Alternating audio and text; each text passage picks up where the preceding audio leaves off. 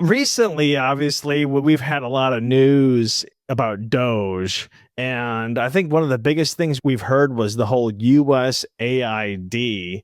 And people are wondering, why is the US government spending millions of dollars on, say, like a diversity project in Siberia? Or we heard about the opera in Colombia to promote transgender, or a comic book in Peru which focuses on transgender characters for $30,000, $2 million in Guatemala for LGBT activism. What is this money actually being used for? Is this used for good purposes, bad purposes? Is it money laundering? These are all questions that have come up in the last, I don't know, few weeks with Doge.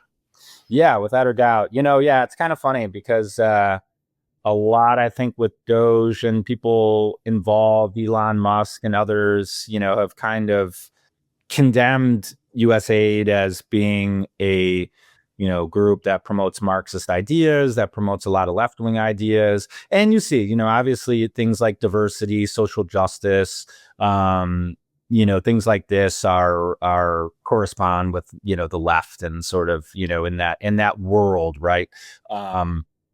And are promoted by DEI stuff is something you're going to find more support for among the left, although there's a left-wing critique of it as well.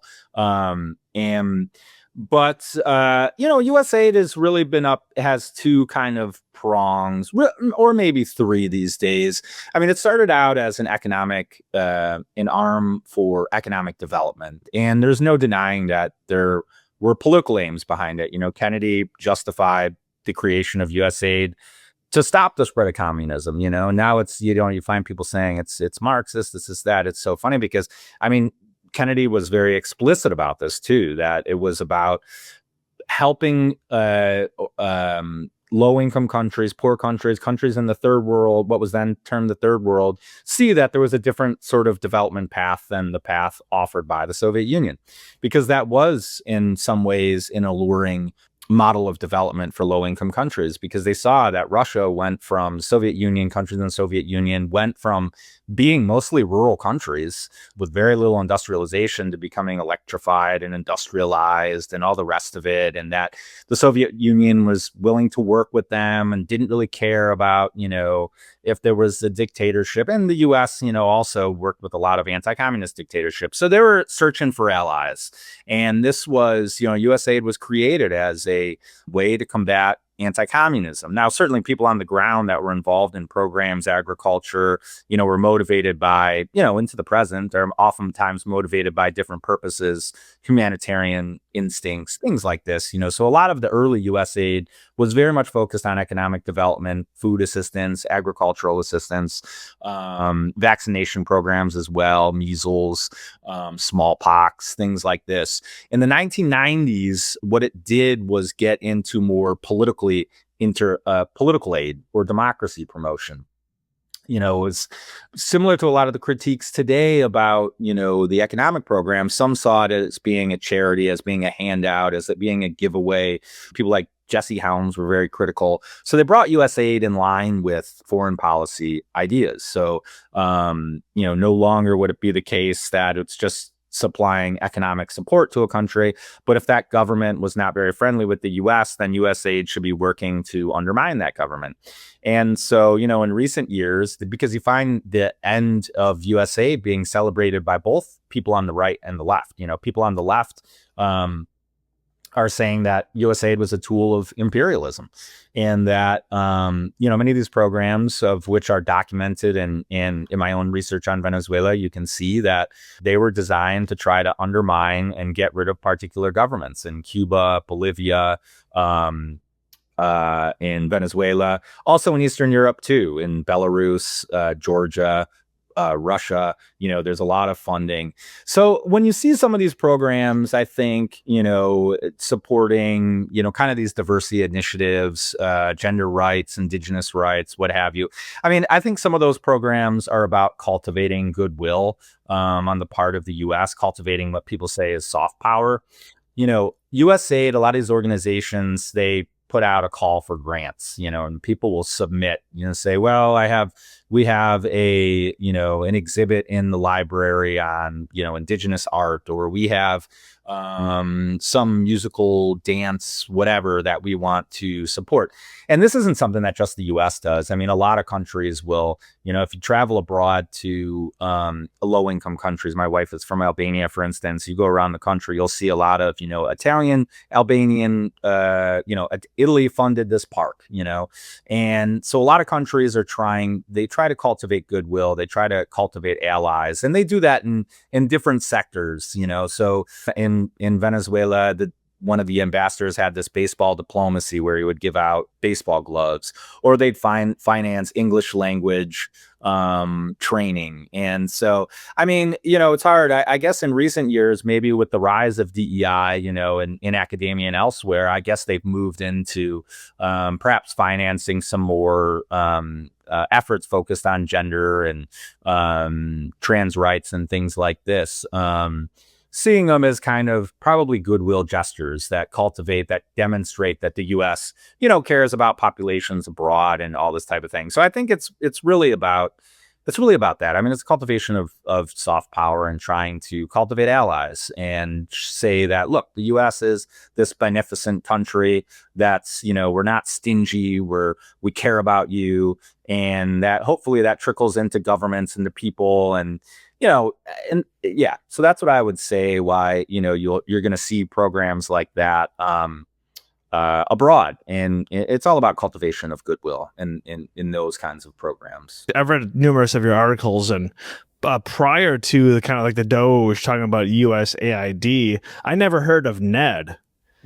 And NED was started in, I believe it was like 1981, or maybe 1983 by Ronald Reagan. And it seems like NED it kind of supports the CIA along with kind of like the USAID. I never even, and NED is the endowment, what is it, the Endowment for Democracy. National Endowment of Democracy. And it just seems like, I mean, it's one of those things where it's like the name is so misleading. It's like USAID. Well, what does USAID stand for? USAID is United States Agency for International Development. There's actually no like aid in it. And then you're talking about the endowment of democracy. And I mean, is it actually, giving people democracy? If it is, like you mentioned in your articles, like, well, it's, one type of democracy. Right. What type of democracy is that? Yeah, I mean, it's very fascinating. The National Endowment for Democracy was created, like you said, in the early 80s under the Reagan administration. And there was sort of the thinking in Washington was starting to change. As I mentioned before, there was support for some anti-communist, dictatorships. Just like, the Soviet Union supported left-leaning dictatorships, Cuba, wherever else, and tried to encourage those elsewhere. What people in Washington saw was that sometimes support for anti-communist, style dictators they ended up causing more problems in the end because, well, what happened in Cuba? Well, Fidel Castro and his allies overthrew the government, brought in this left-leaning, government that ends up at odds with the U.S. In Nicaragua in 1979, the U.S. had long supported a family dictatorship that was anti-communist, that allowed for foreign investment. And then the Sandinistas overthrew the government, aligned with Cuba and the Soviet Union. The same thing happened in Iran. So, you saw the fact that these U.S.-supported dictators were getting overthrown because they end up pissing people off. And, not only working class people, middle class, that are seeing people getting taken away because they can't voice their opinion. And so they started thinking, well, maybe that isn't the best way to approach countries abroad. And so they came up with the idea that, well, why don't we encourage democracy? But what we'll essentially do is have a political party that we support and flood them with a bunch of resources. And like you said, a lot of people do describe National Endowment for Democracy and USAID, what they do, the political things they do, is basically what the CIA was doing in the mid 20th century, but doing it in a more kind of formal bureaucratic way. So there are a lot of instances where, the CIA was bringing like suitcases of cash to political parties in Italy and in Greece in the aftermath of World War II. Does that still go on? I don't know. I mean, they certainly are doing something, and what that is, they never respond to FOIA requests. For a lot of my research, I would send these Freedom of Information Act requests to National Endowment for Democracy, to USAID. CIA never responds to anything hardly, or gives you anything. So National Endowment for Democracy is created basically with this in mind, so that they'll encourage democratic transitions. In Chile, for example, with Pinochet, the U.S. supported him, and Henry Kissinger was friendly with them.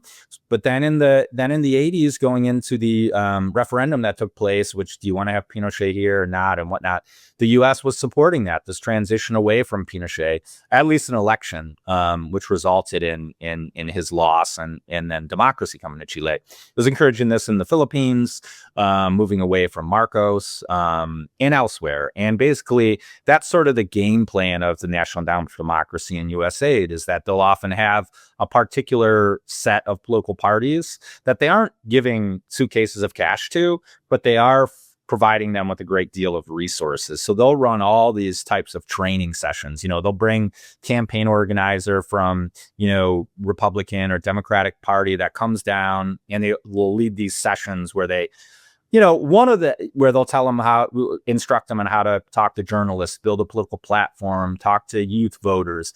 One of the other main things, though, is also to get them to congeal around one candidate, because, in a lot of countries throughout the world, that, you don't just have two parties, and so what they'll try to do is get all, let's say Hugo Chavez is in Venezuela and they want to see Chavez and his allies lose in elections. But on the opposition, they have like 5 different people that are trying to, so they'll try to get them to work together, field one candidate, so then they have a better chance without splintering the vote. And, National Endowment for Democracy does other things too. They run a lot of these training sessions with, USAID does this stuff too.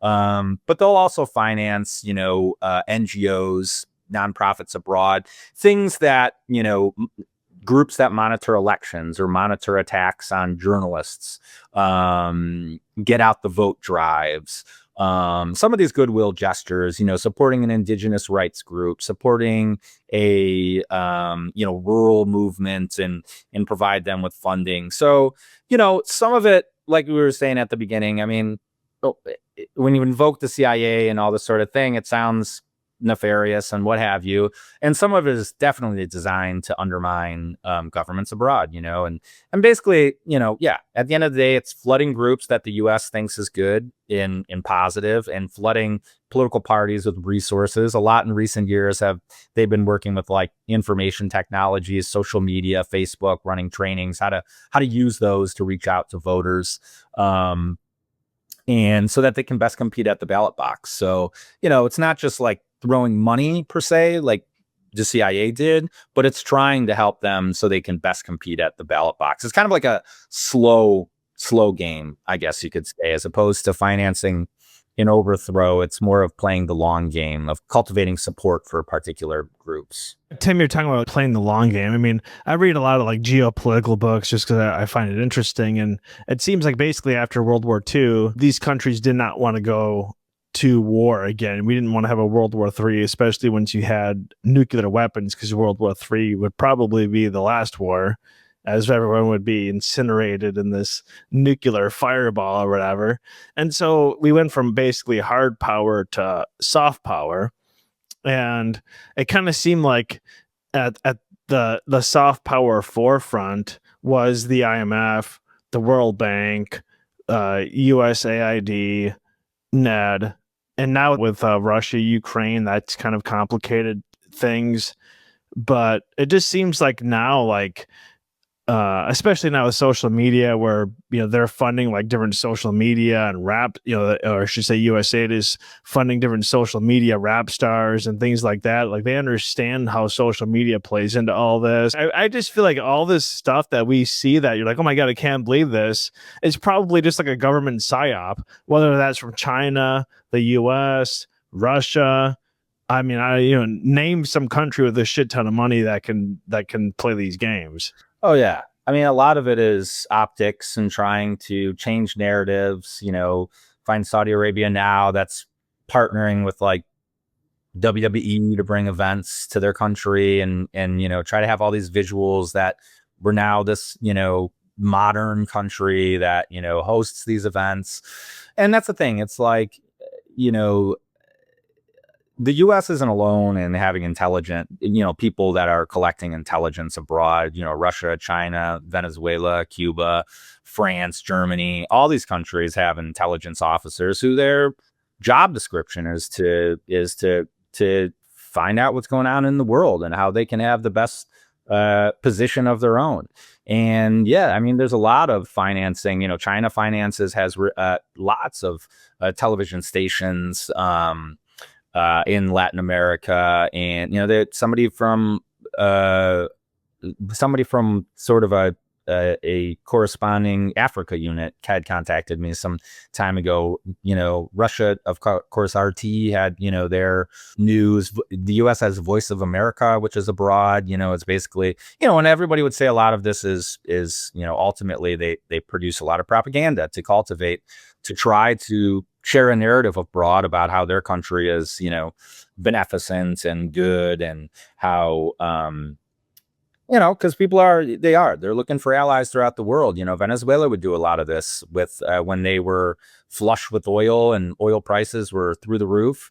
They were even given free oil to Boston and Houston, and a lot of those were public relations efforts. And they would give build housing in Nicaragua, Dominica, Jamaica, and behind the scenes, you look at these embassy cables that were released, WikiLeaks, and you can read these cables from like 2004 to 2010. And you see all these discussions behind the scenes among U.S. diplomats that, oh, well, Venezuela is giving all this oil to these countries. We need to figure something out. How can we have an appeal, because they want, when you have these allies, then you get people to vote for you in the UN. You get people to support your efforts abroad, your foreign policy efforts. Maybe they critique, and so governments are very sensitive to that. Foreign critique and gaining foreign allies. There's a lot of sensitivity. And so, there, for whatever reason, you would think that some governments are like, who gives a shit? We'll do whatever we want. But a lot of governments are very, very, I guess that's why you see some assassinations too of, journalists and people abroad, because, you would think, why are they so concerned about this person? But they are, they're very concerned about accountability, and so, yeah. On this whole topic, I would say the book that kind of made me aware of the USAID, the aid complex, the IMF, World Bank, as we just talked about, was the 2004 book called Economic Hitman. Oh, sure. Yeah. By John Perkins, right? Where he kind of like took all this stuff and kind of made it more in the forefront. Of course, I've seen some podcasts with John Perkins kind of in preparation for this. I'm like, man, this guy is kind of full of shit. Not that he's lying what he's saying, but I think like he's kind of like, I don't think he actually knows what's going on. I think he's like a low level kind of bureaucrat. And also like he really hasn't written about this stuff since like the late 1980s. So he's been out of the game for like 3 decades. And I think it's changed. I think his overall premise though is correct. What's the overall premise? Basically, like, like the USAID or the IMF or World Bank comes into one of these poor countries, wants some like hydro dam or whatever. All the people that build the hydro, and of course the whole point is, oh, we're gonna, you guys have like in the whatever, we'll just say it's like Sudan or something, like, oh, you have limited electricity, you need electricity to build up your economy. So we'll build a hydroelectric dam in order to supply electricity so you can have industry. And then every single engineer, every single contractor, every single consultant is from the US. So all the money basically is going, billions of dollars are actually just staying in the US. And then once they actually put, this hydro dam in, well, maybe they don't have the demand for it. So now all of a sudden this country's in debt. So now they got to refinance with the IMF. And of course, essentially who's funding it? Well, it's Wall Street. So Wall Street's going to get their money. This kind of the short version of it. is the economic hitman. Is this all correct? I mean, what I'm saying? Yeah, I mean, there's another really good book by a sociologist. He worked, Jeff Jackson. It's called The Globalizers, Development Workers in Action. And he worked, I can't remember if it was USAID or World Bank or whatnot, but it's all about Honduras. And he basically says a similar story that, that Honduras was encouraged in the 90s to build this ginormous hydroelectric dam. And then you hear about, well, and this is coming into the narrative, I think, a little bit more with some of the food aid and whatnot. But you hear about, well, the U.S. is giving this country, $100 million.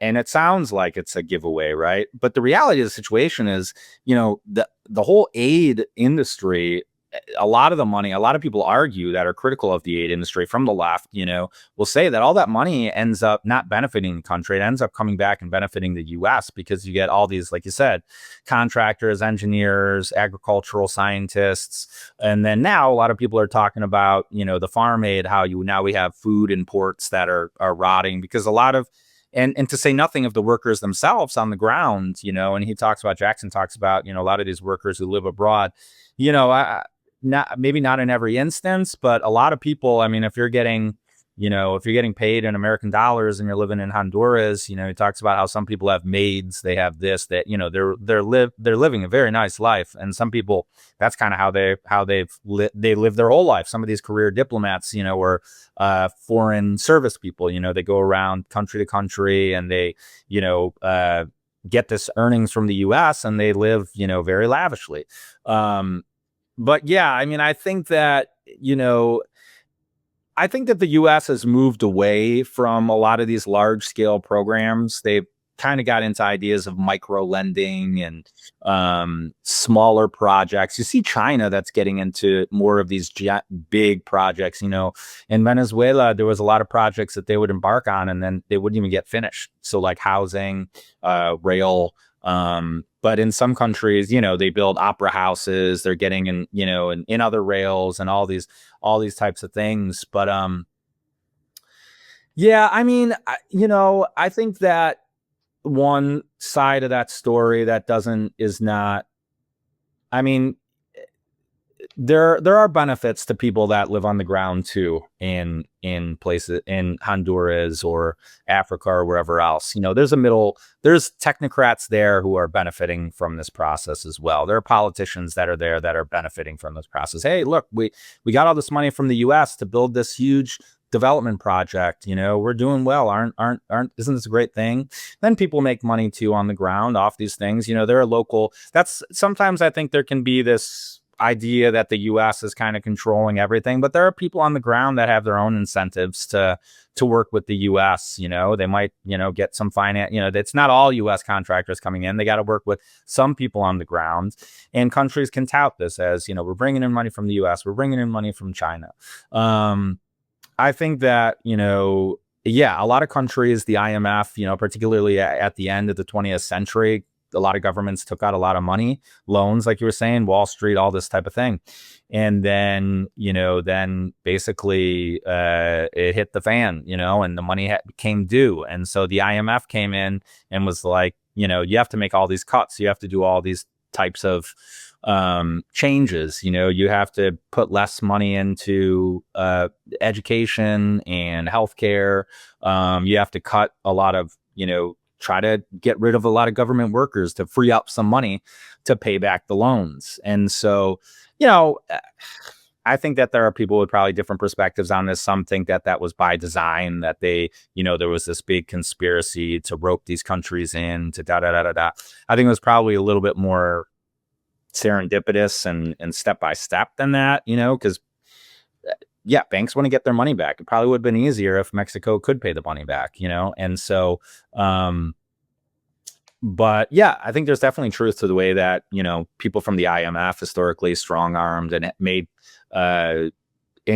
strongly encouraged governments, Jamaica, Mexico, elsewhere, to sign letters of agreement saying that they're going to abide by these steps or they're not going to get any more money after some of these development, projects failed. And so some people say that, yeah, maybe that was, in Honduras, he talks about, in Jeff Jackson's book, he talks about how they went in, built this dam, they got all this money, they had to pay back the money. Oh, then the dam was failing, so now they had to get more money, and then finally they started listening to more local engineers who helped them actually figure it out. And so, it paints, it kind of, you see it, and people kind of look incompetent. And that's the thing too. I mean, I think sometimes people do view CIA and some of these folks as really knowing what they're doing. And there's so many stories of like the guy, the Dwayne Claridge, for instance, who was the head of the Latin American division, when he would just kind of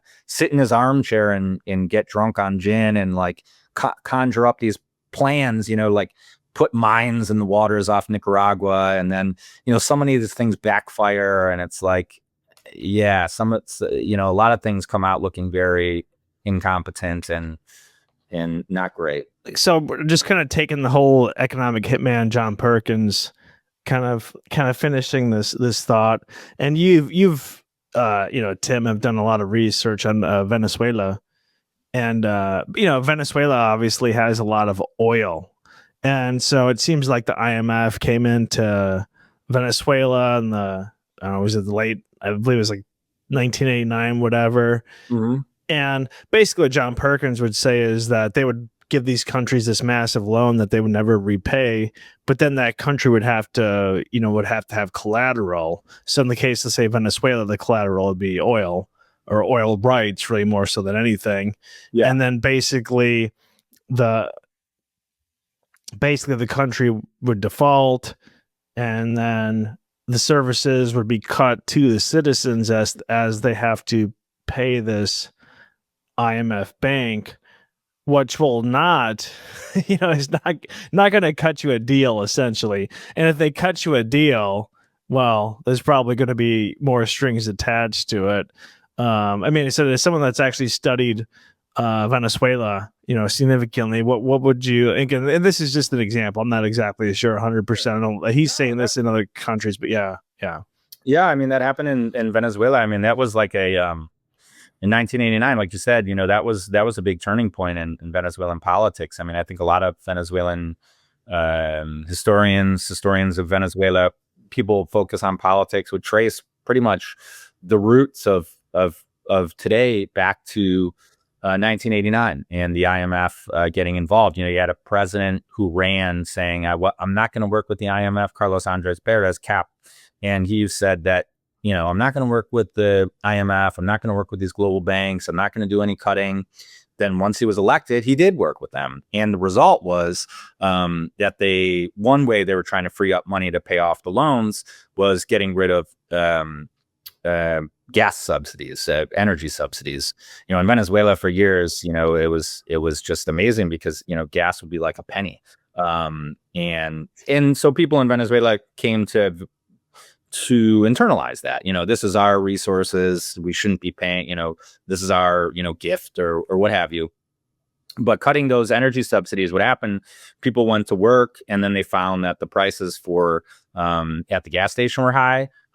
And then also a lot of people rely on public transport. So the tickets to get onto the buses and the metro system, their, subway were now more expensive. And so this resulted in rioting, and people were getting into fights. And so it led to all this looting and rioting, and people were very upset. Then the military was deployed, and there are various accounts of how many people were killed, but they, some estimate, 2,000-3,000 people, some say 500, some, but at any rate, the government was just open firing on people. And this is what launched Hugo Chavez because he was part of the military. And then later, he tried to lead a coup in 1992, and he basically became the face of resentment towards these policies, towards economic inequality, towards corrupt government. And that's what kind of launched him into the Venezuelan consciousness. He became symbolic of resistance to the IMF and to these groups. And he ended up eventually paying off what was owed to the IMF. And, that was a big part of his allure, was that, we're not going to be beholden to these international financial institutions. We're going to do things our own way. We don't need these people coming in and telling us what to do.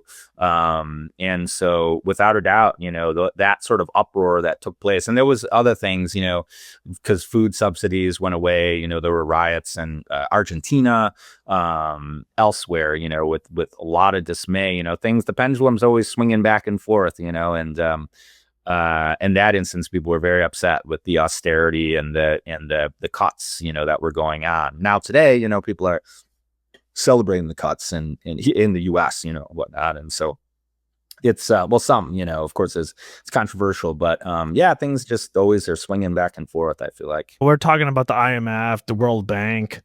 These were all things that were implemented with the whole Bretton Woods kind of meeting in New Hampshire. Was right at the end of World War II. And so you had a bunch of economists and kind of leaders meet there. The whole goal was like, hey, we don't want to have another large scale war, which, coming out of World War II, like, makes sense. So then we had, in addition to, like I said, the IMF, the World Bank, then later on, of course, we had NATO and, of course, USAID, NED, some of the things that we talked about. But after the whole collapse of the USSR, the Berlin Wall falling down, depending on the year, it's somewhere between 1989 and 1991 when all this collapsed. So now we're in 2025. I mean, do we need NATO in 2025? Do we need the IMF in 2025? Do we need the USAID in 2025? Do we need NED in 2025? Because this is a completely different world.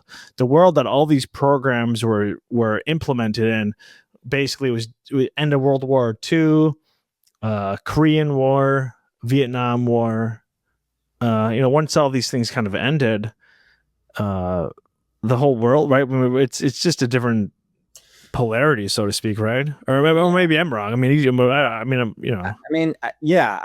Of course, I think they'll always justify by saying, well, we need this integration. It's good to have multilateralism. It's good to be working with other countries. It's good to be, because that, once again, they would say it was that lack of multilateralism. It was that lack of integration that allowed for something like, the Holocaust and World War II to unfold. That maybe if there was that, the thinking is at least that maybe if there were these multilateral institutions, something like that wouldn't have happened. And the UN could have acted and so on and so forth.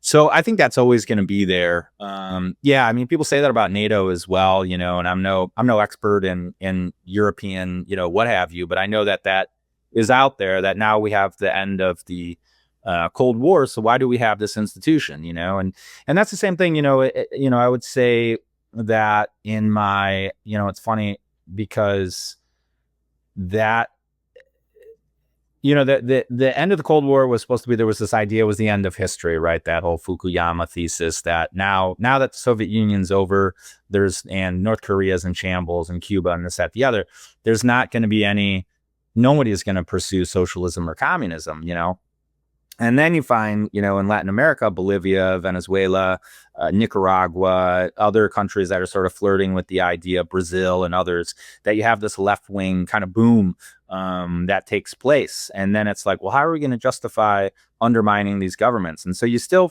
I still feel like you have this kind of Cold War being sort of waged in Latin America. And but it's just so funny because now you see a resurgence of, it's in some way, it's so surprising that then you have people like Bernie Sanders, AOC, among others that come on the scene. You think that these ideas of socialism are gone. And in the US, they're finding a new ear, unlike, since the 1920s, when you had socialist mayors in Milwaukee and elsewhere, and Eugene Debs and a lot of labor activity and all this type of thing. So, I think that U.S. government people will always find a justification for their, for their defense, for their, and some would say they're arms of imperialism, and some say that America's always in search of enemies, right? And I think that the nature of the U.S. is, maybe if you compare Trump and Biden, obviously Trump is talking about going to Greenland and going, in Panama Canal, and whether that's true or not, he's more openly talking in a more of the U.S. empire having control or able to exert control. But if you listen to Biden or you listen to Obama or whomever on the left, Democrats, they'll talk about how the world needs to, the U.S. needs to be the leader of the world. People need to follow U.S. leadership. It's always the U.S. is here, and then everybody needs to listen to the U.S. No matter what the language is, whether it's Biden or Trump, it's still that the U.S. is the leader of the world, and everybody has to fall in line. So I think that's a sort of the vision of many. They're true believers in the U.S. government that the U.S. is sort of like this historical force that's going to bring good to the world. And so for many people, it's like, no, why would you ever downsize, NATO or NED or USAID, anything that, enhances U.S. power throughout the world is a good thing, because, we're a good entity and we should be leading the world. And so, that's why it's the USAID situation is so wacky, because, a lot of people view it as an arm of imperialism. But I think there's more at play that's going on. I mean, I think the understanding, it seems that Doja and Elon and Trump and some folks tend to view it as more of kind of a charity handout to the world. And, there are other arms, like we had mentioned, the CIA and NED, I've heard they're coming after them too, but there's a CIA that, the Department of Defense, State Department, that still can engage in imperial practices. So, it's it's hard to understand what's going on with why USAID became this big target. But I think, there's instances that people are pulling on and saying, well, why are we doing this? Why is money going to this? How does that further U.S. power? And this was a conversation, as I mentioned, this happened before in the 90s, in the late 80s and 90s, and under Clinton, and what is foreign aid for? Because the truth is, like, if you ask someone on the street, and I'm here in Cleveland right now, if you talk to someone walking down the street and they're like, hey, we're giving money for foreign aid, we're giving billions of dollars. And they're like, I can't even drive down our street because there's potholes everywhere. And there's like homeless people on every corner asking for money, and the internet hardly works. And, the power gets knocked out by the slightest wind. It's like, well, we could use some of that money, Yeah. So it's not very popular. I don't think, foreign aid has never been very popular. Tim, I think you hit on it right there. Foreign aid is never popular. I mean, you read any book on politics going back, 80 years, and it's always like the first thing that people want to kind of hit on.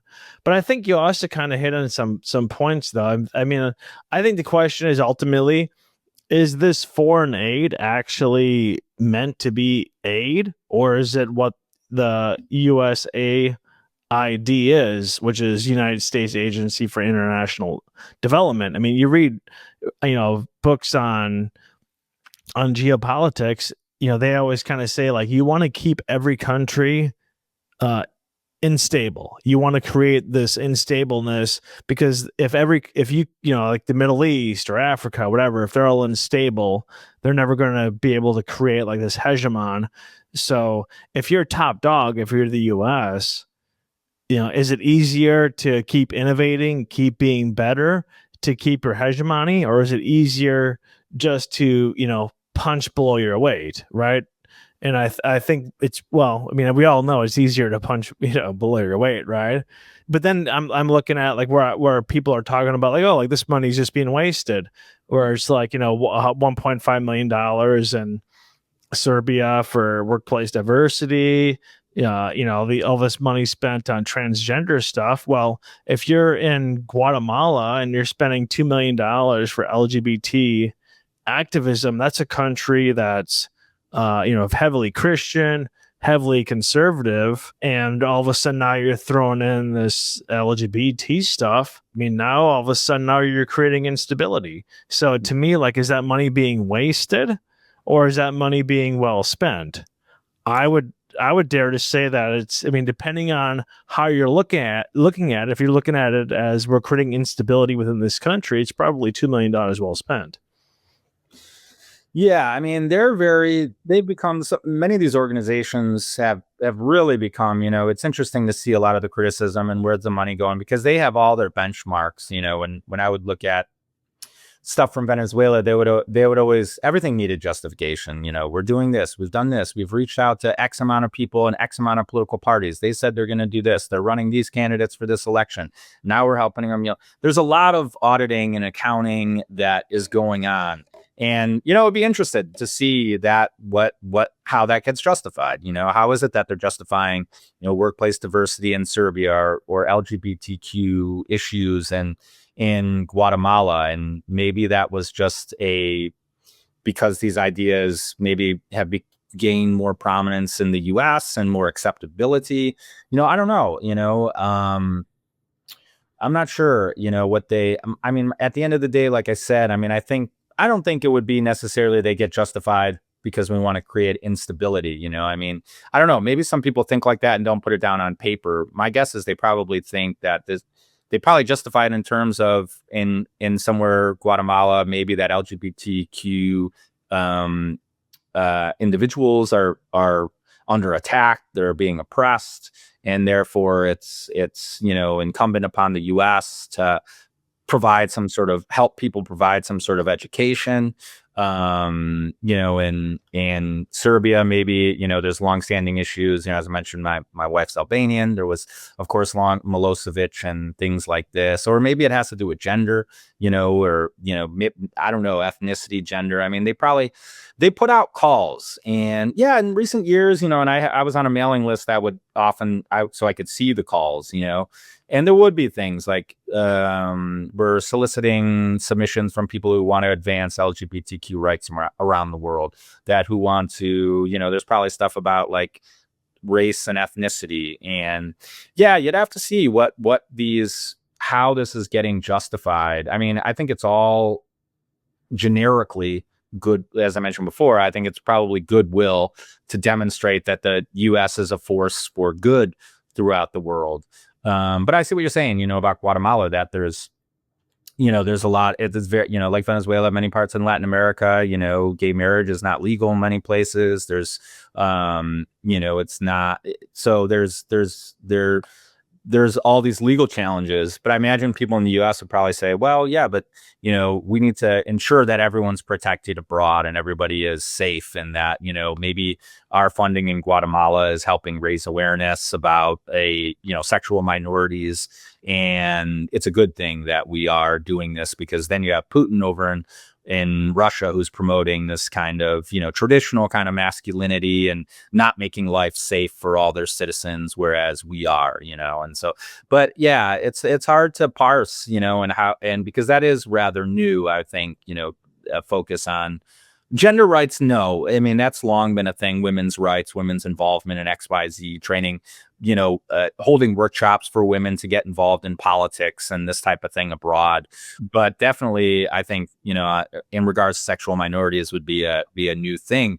And again, I think there are different ways of looking at it. Maybe there are people that look at it like that about instability. But, I think a lot of people that, because I have a lot of students, and some want to get into the foreign service or aid or development. And a lot of them are motivated by, humanitarian impulses, and that they want, they look at the world through those types of lenses. And I think, that's kind of the conundrum that USAID has sort of found itself in, and some of these agencies have found themselves in recent years, that, they have this humanitarian side, in USAID, some vaccines, food assistance, what have you. Then they have these programs, funding some nonprofits, whether it's workplace diversity, whether it's, sports, whether it's, whatever else. But then they have these politically interventionist programs as well. And the reality is that a lot of these folks that work in the economic sector, the kind of humanitarian vaccines, really do not like the interventionist activities, because it ends up, at the end of the day, it tarnishes sort of everything that they do, because now everything is suspect. And now you got people, both the left and right, who are like, yeah, let's shut down USAID, which in some ways is kind of a comfortable position to take when you don't live in Haiti and you don't live in a place that's dependent. I mean, you can critique dependence and maybe, countries shouldn't be dependent on whatever. But, then, if they're relying on food aid and vaccination and this, that, the other, I mean, that sometimes that can be things that we take for granted. And so I think, unfortunately, there hasn't been a lot of nuance to the discussion. I think that people are like, USAID, it's just a bloated bureaucracy that's wasting money, or USAID is just an arm of imperialism that's trying to control countries. And those are very easy positions to take because they don't require any nuance, But I think it is a bit more. Things are. I mean, I think that there are things that like USAID is done that's very good. I mean, vaccinating people and measles and smallpox and food assistance. I mean, I think it's good that people are vaccinated and have food to eat, National Endowment for Democracy too, I mean, financing a group that monitors attacks on journalists, that's great. But I think the more interventionist stuff is is much more questionable to say, well, we're going to go in there and flood all these parties with money, help them get access to the media, help, rap groups develop their songs. In Venezuela, I found rock groups. They had a program. They were financing rock bands to write songs. They hired a producer. They financed CDs. They financed the concerts, for bands to play these songs against the government. And it's not legal here. We saw the uproar that happened when, all the stuff about Russia and memes and people on social media, and it's not acceptable here, but it's apparently acceptable that we do it. And that's the thing. It's like U.S. leaders see themselves as, well, we know what's good. We know how the world really should work. So we're exempt from criticism. Whereas the other actors, they're bad and they don't know. So there's a lot of hypocrisy. I mean, that's no new thing. I mean, foreign policy, the history of foreign policy is replete with, hypocrisy, but I think there's a lot in this funding. We wouldn't allow that type of thing to go on in the U.S.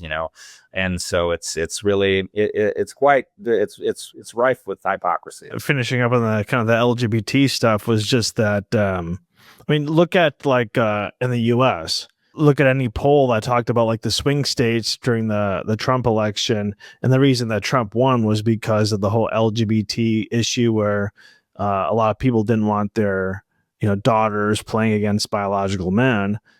And that was kind of what swung the election in those key states. And then I'm thinking like in these other, then of course we had like the whole Dylan Mulvaney thing with like the Bud Light. We had this backlash. I mean, so these U.S. corporations, U.S. politicians kind of have this data, and they know like, hey, can you imagine taking these issues and then applying it to a much more kind of conservative, at least culturally, country, and seeing what's I mean, they all know what's going to happen. It will create that instability.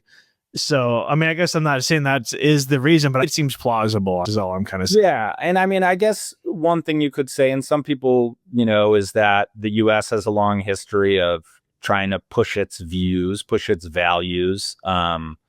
And some would say for better or worse, that I think it would be a sort of an idea of cultural imperialism. I mean, a lot of people talk about the Hollywood films and the, music and things like this, but like, the reality is a lot of colonialism, early years of British colonialism was changing morality too. The British, when they went, I read an interesting book involving Sri Lanka, and the author was saying how, before the British came, in Sri Lanka, in many parts, there wasn't the idea of monogamy, and that when the British came, as they came elsewhere, they said, no, you have to get married to one person. You have to have a family unit. You have to run things this way. And so, although I guess it's kind of things have went a little sideways if you think about it. Now you have, if you want to say what the U.S. is doing is colonial, right, in Guatemala or Honduras, and now they're promoting, not just heterosexuality, but other forms of sexuality. It's kind of fascinating how that all has, I guess, went. But sure, yeah, I think some people would probably say that, this is our culture. This is, what right does the U.S. have to promote their cultural ideas in our country and try to, promote LGBTQ issues when, they're tolerant of it or they're accepted, but we're a conservative Christian country. And, you're going to find, I don't think you can find a right answer on it. You're just going to have to, people will find perspectives where, like, some people would say, well, that's good because they're promoting acceptance, right? Once again, and promoting acceptance and awareness of people who are different so they're not attacked. And then others might say, yeah, well, maybe they shouldn't be imposing their views abroad. They have a long history of doing that. Maybe people should choose it for themselves. So, it's one of those things, I think, subject to your own perspective. And but I think, one thing I've always said and expressed in my classes, and I think there's some discussion about this now, and people are saying, well, we didn't elect Elon Musk. And then others are saying, well, we didn't elect, USAID, and we didn't, this, that, the other. And that's true. A lot of decisions are made in Washington about who's going to, how much aid are we going to give to Ukraine or to Colombia, or how much military aid are we going to give? What sorts of programs are we going to finance? And a lot of it are done by bureaucrats who are unelected and who, are making these decisions, and we have really no say. I mean, it's kind of impractical to think that we would have say over every single one of these programs. It just couldn't work like that. But I think that there is some truth that when you have, that there's a lot of decisions that are just taken that are just undemocratic, and that, would taxpayers support, all the programs that are abroad, politically interventionist programs in Venezuela, diversity programs in Serbia. If they were put to a vote, what would happen? I mean, I think that's something worth considering, considering it is taxpayers' money that's being used. So I think that question is an important question, right? And I don't know. I don't exactly know how it gets reconciled because there's so many different things, right? But yeah, it's there's a lot of choices. There's a lot of things that run against public opinion, probably so. And what do you do with that? Because that's not very democratic. It's interesting because I lived abroad for years, and when you're in a different country and you watch the nightly news, it's a lot more of a global perspective. You hear a lot more, what's kind of going on in the world. When you live in the US, it's more kind of US. Maybe they'll have some like smidgens of some other countries.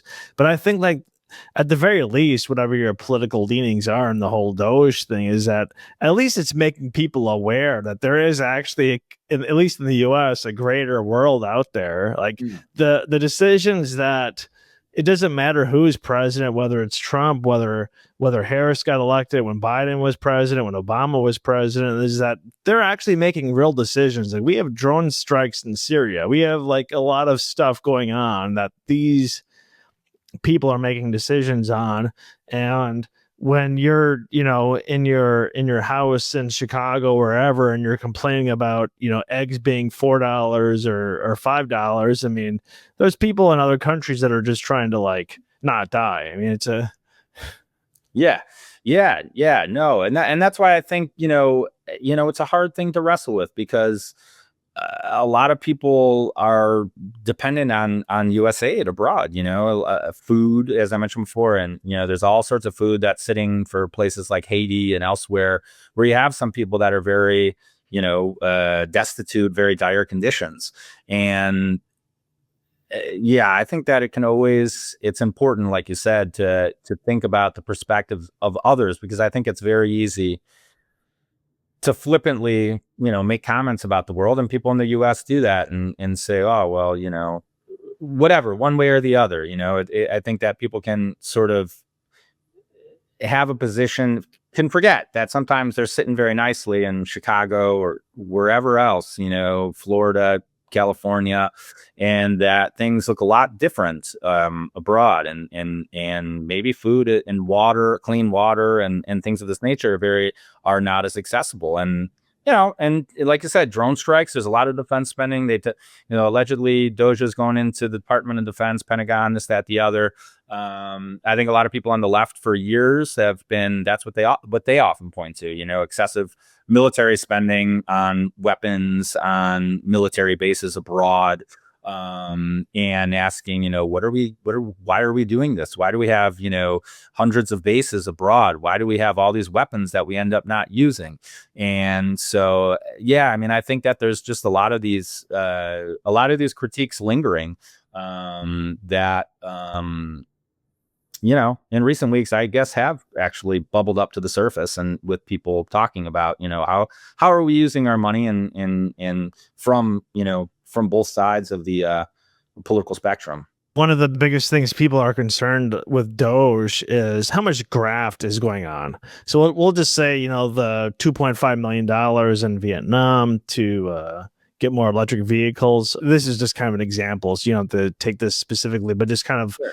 I mean, how much of this money is actually just being, kind of like grifted off? I mean, the fact is that you could be, you're a former President Clinton after you're out of office, and all these presidents do this, but we'll just use Clinton. He's got his Clinton initiative. It's got hundreds of billions of dollars. So has Clinton received hundreds of billions of dollars because of favors that he did while he was a president, or is it because now he's an influential figure, so now his nonprofit is receiving funds, but then he's also getting money from USAID that he's now dispersing? But is it because he has contacts? I mean, depending on what your view of Clinton is, I guess, and you could say the same thing about Trump, you could say the same thing about Obama, you could say the same thing about Bush. Personally, I think that like a lot of these NGOs should just be taxed at regular tax rate, because I have no clue if they're being good or bad. But I mean, the fact is, this is what really people care about. I think people do not want their taxpayer dollars being wasted, and people are pissed. They think it's being fraud. But that's ultimately the question, I guess, right? Yeah, I mean, but that's the thing. I mean, it's really funny because USAID actually has programs in countries abroad where they'll go into the government and help them develop like good auditing systems so their governments work more efficiently, and how to account for their money is one of the ironies. They had this program in Albania and in other places where they'll go and help, to so that there isn't corruption, so that there isn't like graft. They'll help them, like they'll bring in accountants and people like this, and try to get them have a whole system. That's what, there's so many funny contradictions in the narratives that are going on, whether that it's Marxist. Well, actually USAID has been trying to undermine Marxist governments, and and then, well, there's all this fraud and what have you. Well, actually USAID has all these programs that are trying to help countries not commit fraud and what have you. I mean, I'm sure you can probably find instances where maybe some, there are questionable who's getting the money and all this type of thing. One of the issues is that a lot of USAID work, because they gutted it during the 1990s, they contract a lot of work with these, what people call Beltway bandits. So like these groups like Chemonics and Development Alternatives. And for me, that's really, the thing is, because I do a lot of Freedom of Information Act requests. And so I'll say, like, what are you doing in Venezuela? Oh, well, we gave $500,000 to Development Alternatives for strengthening political parties. Okay, well, what is DIA doing? Oh, well, you can't FOIA that because they're a private group, And so it's like, well, that provides a level of, opaque, just an opaque situation, which I really don't like, and there is a lot of this contracting. So, I mean, in that world of contracting, what goes on, I'm sure that, there's a lot of friendships. There's a lot of people, what you see, a lot of people trickle from these organizations, like a revolving door. They work at USAID, they work at the NED, then they work at, some other foundation, then they're back working for a senator, then they're working, it's a whole, this whole, what some people call the democracy, bureaucracy, there's a lot of revolving door that's going on. I mean, my sense is they have people that are really on top of taking care, the contracts, can be very annoying to look at because, it'll have like 10 pages of what they're doing. And then there'll be 40 pages of, you can't use money for this. You can't use money for that. You have to do this. You have to do that. I'm sure just like anywhere that somebody has gamed the system and made some money off, USAID and development. And there probably are people that work for these private contractors that make a lot of money off, being a contractor abroad and doing XYZ. As far as out and out, fraud, I think there are instances in terms of economic aid where people, maybe they've brought vaccines to countries and they're outdated, or the food's bad, or this, that, the other. But in terms of USAID and NED, in terms of just outright fraud, people taking money and this sort of a thing, I think that there are so many, personally, from what I've seen, there are so many obstacles to that, and so much of a process of having to get this done that, you know, I wouldn't say fraud. I mean, again, I think it would be people's perspective on whether or not the money's wasted or not. You could say, for instance, like when I would talk to people in USAID, and they would say, well, we're doing this, we're doing that in Venezuela. And they go back to Washington and they'd say, yeah, you're spending, $20 million, but Chavez is still in power. So from their perspective, the money is totally wasted, because why aren't these political parties, why haven't they succeeded if you've given them all this money? What are you doing wrong? And so I think it's from different perspectives about, what are we getting back? What is there in return? And I mean, I think Trump is sort of a president like that. He's transactional. What am I getting for this kind of money? What am I getting for this? He thinks a little bit more short-term transactionally. You see how the negotiations with Mexico and Canada and how things like that unfold. Whereas, again, I think USAID and some of these programs are more of a long-term situation, trying to play a long-term game of, cultivating U.S. goodwill, of ensuring that we have these allies, of staying there for a long time situation, and trying to curry, favor with governments, providing them, because that's the other thing too. USAID doesn't just, in places where there are bad relations, they're working with opposition political parties, this, that, the other. Places where there's good relations, USAID often will work directly with the government there. So they'll try to help them, like I said, make their own governments more efficient, make their judiciary work more efficient, give trainings on how they can have less clog in the system, work together on developing roads, of trying to incorporate, raspberry pickers into the global market, trying to help. I was reading a story about in Moldova, they were trying to help wine growers develop better wine, and these things will be working directly with the government, whereas in places like Bolivia and, in Russia and Belarus, it's oftentimes these kind of covert, secretive programs that are going on, that they're operating behind the back of the government. And so, so they try to continue that relationship with governments that they're friendly with, be it in Albania or for a long time, Colombia. They'll have partnerships too, like they'll bring judges, like as I mentioned, they'll bring judges to train other judges, or they'll do police officer trainings. They'll bring some contingent from, I remember seeing a grant. It was like, we're going to bring these folks from San Jose Police Department down to, I can't remember where in Latin America, but we're going to train them in how to do XYZ and how to be, I don't know if it's human rights or whatever it is, how to do things more effectively. So they have all these kind of, government to government collaborations, which I think, from my perspective, if governments, want to work together on XYZ issue, whether it's growing grapes or roads, and they're agreeing to it, right, democratically, like that makes a lot of sense. But then when you're doing stuff behind the back and you're trying to undermine the government,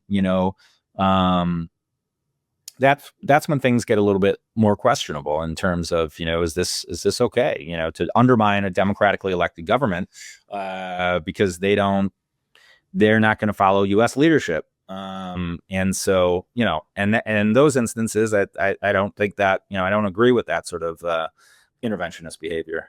Reading a lot of your stuff, I think back in the earlier U.S. history, you would say you had like the imperialistic USA, which is, obviously you have military support. It's pretty obvious. But then there's people that say like, the USAID, IMF, and the World Bank is more of like this kind of, it's colonialism, but more economically. Would you say that's kind of true or false, or what's kind of the view on that? Yeah, I mean, it's interesting, my work, I do bring in the concept of neo-colonialism in terms of these democracy assistance programs, where I think in those aspects, they are they're, the USAID programs, the NED programs can look a lot like colonial episodes of times past, where, basically what they're going in there and doing is saying, this leader that you all voted for and that you supported, no, you shouldn't be supporting that individual. You need to be supporting these opposition people. I mean, that's basically, not accepting. I mean, I think in the instance of Venezuela for a long time with Chavez, I mean, he was very, very popular and won elections and all the rest of it, and people could make arguments that, oh, he's using too much media, he's brainwashing people, they don't know what to think.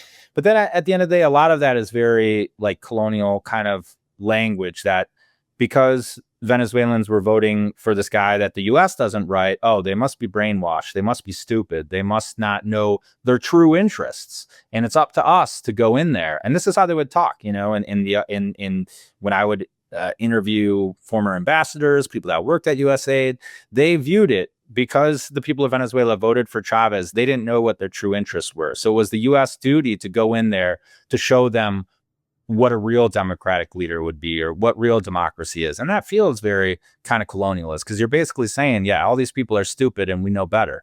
And that was kind of the justification for colonialism in many places, was that, well, they don't really understand, the locals don't really understand democracy, they don't understand how to run life, so we're going to be here for now, but when they finally really understand how to do politics and economics, then we can leave. So it feels very, I think, colonialist to basically go in and try to and have that mindset. I think that I write about that. People have these kind of colonialist mentalities, that they believe that it's up to the US to go in and show people who they should truly be voting for. And, in terms of economics, people talk about that in terms of neocolonialism, particularly, after colonialism. And you look at some countries throughout the world, whether it's, De Beers, British tobacco, what have you, in Africa, and you say, well, look at the economy. It's still dominated by these foreign interests, and some might say that in Latin America, that you have a lot of U.S., whether it's Chevron oil or people that own are into logging or what have you, and that you end up having these, the colonialism's over, but the remnants of it, the consequences or what have you are still very, very much with us. And so I think that's definitely the case, that in terms of seeing the corporations that exist abroad, and if it is, I think the argument is that a lot of governments in, what was then the third world, were often strong-armed by institutions like the International Monetary Fund and others. And these institutions are dominated by groups like the US, France, Germany, etc. And then you have this organization that's, it's strong-arming these countries into doing X, Y, Z, and to enact to enact these policies.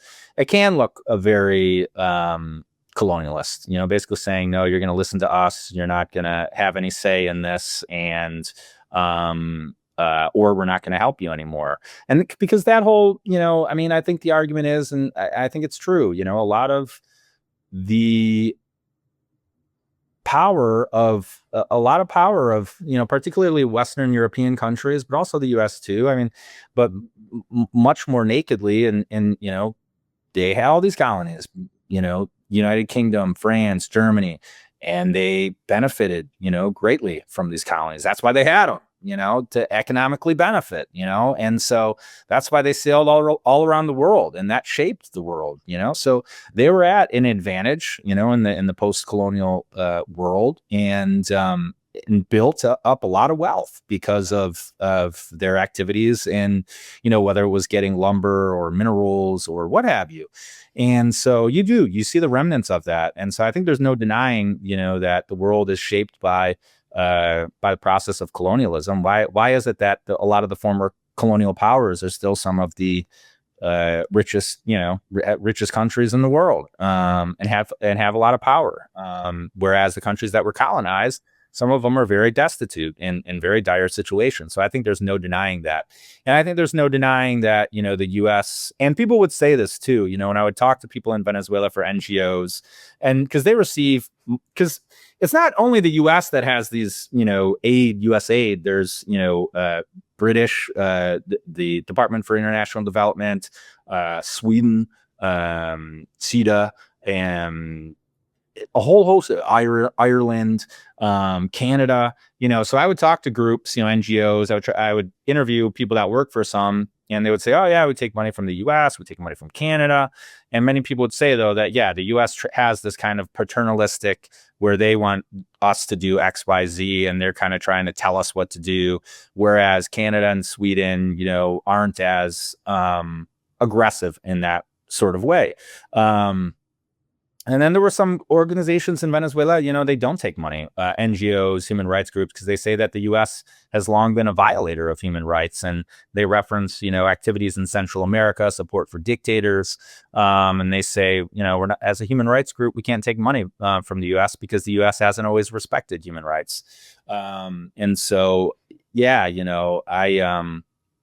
I think the legacy of colonialism is definitely there. And I think it's undeniable that, colonialism, shaped our world. And you still find some of these, in the instance of the US and Latin America, a sense that, Latin Americans should listen. And I think even more broadly, like I said, you listen to any speech from Biden, Obama, Bush, Trump, whomever, and they're going to talk about how the U.S. should follow U.S. leadership. It's not the U.S., maybe they'll pay some lip service to work. We got to work together. But ultimately, it's, U.S. leadership that is going to create a good world. The one thing I was kind of thinking about when you're talking about how, voting for this Chavez in Venezuela, or, the Americans are like, oh, like, how can you vote for this person? Blah, blah, blah. To me, it kind of brings us back to the latest election where, basically like the mainstream media is like, you're a moron if you voted for Trump.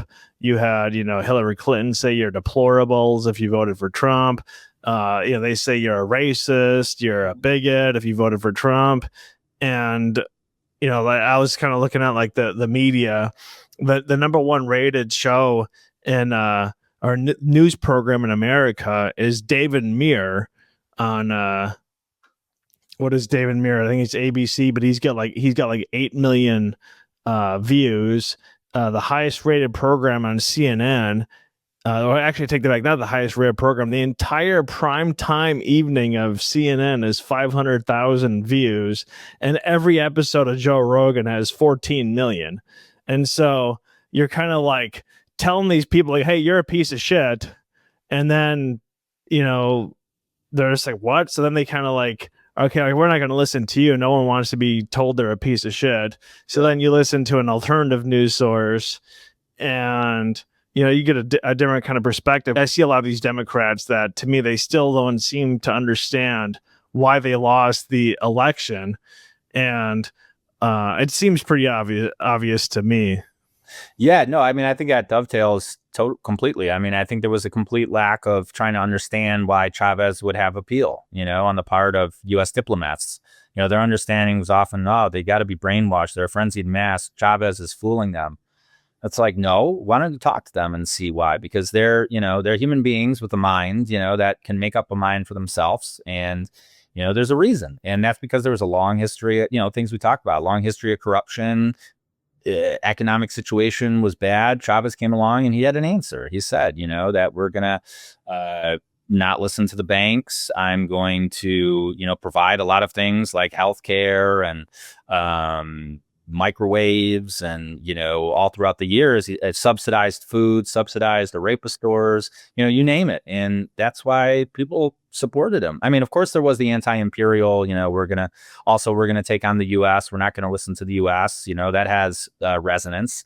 And I think you're exactly right. I think that there are some, definitely in media, Democrats who would rather have explanations that are like similar, people are stupid. They're not thinking for themselves. They're brainwashed. They're deplorable. And it's like, maybe you should think about why they did, because there's a lot of discussion of like the working class, for instance, and again, yeah, and Cleveland, Rust Belt. And so I hear these things and see all the tension that's going on. And there's a lot of discussion. Well, why are working class people, why have they switched now? Why are they voting for the Republicans? They formerly voted for the Democrats. And it's like, well, have you paid attention to the political platforms? Have you talked to people? That's my project right now, is an interview project with 100 working class Clevelanders, talking to them about, their political leanings and how they view politics and issues and X, Y, Z, but that's the thing. It's like you get these really simplistic explanations that are very, I don't know, degrading, I guess, to individuals. It's like, I see people like this online, and they'll describe people as like maggots, like maggots or something, and calling people like inbreds, and I'm just like, do you think that's helpful in any way for your political cause? Like, to be just demonizing everyone? It's like, maybe you should think, okay, why are people voting not for the side that you think they should be voting for? And maybe start from there, instead of just having these, totally, degrading perspectives. And that's what was going on. You would think some of these very well-educated diplomatic people would have thought that about Chavez, but they would write in these cables about how, his speeches are bizarre. They make no sense. And that was like why they need to come in. We need to come in there. And they had schools. It's funny. They would link up with universities. I can't remember if it was USAID or NED, but they linked up with the university at training schools for poor Venezuelans, where they would try to provide them with the ideological ammunition to combat socialism, and, regardless if you like socialism, capitalism, whatever, but they were having these schools to try to teach Venezuelans capitalist principles so that they could, be fight back against socialism, and financing all sorts of, libertarian stations, and just trying to change the culture and what people seemingly prefer. And but I think you're exactly right. There's a real problem, I think, with Democrats understanding the situation, and why people supported Trump. I heard you in one previous interview. Did you actually go to a Chavez speech? Is this correct? Oh yeah. We went to a Chavez speech in I can't remember. It's it's one of the biggest barrios, but yeah, we went to an opposition speech, and we went to a Chavez speech that summer. My girlfriend, now wife, had come down, and it's funny because there's a video, we have it on the internet, with Chavez kind of like, he's, doing is like very wound up, talking about the US empire, and then it cuts to my wife's face on the screen, and you can see her voice, "Hey, that's me," we were just kind of there to as I was doing the study, you're breathing it all in, and I was kind of a hit at the rally. People were very confused, like, this gringo, what the hell is he doing here? Because I stuck out, because, whereas I went to the opposition rally, that's much more light-skinned Venezuelans, to truth be told, than the supporters of Chavez. Venezuela was a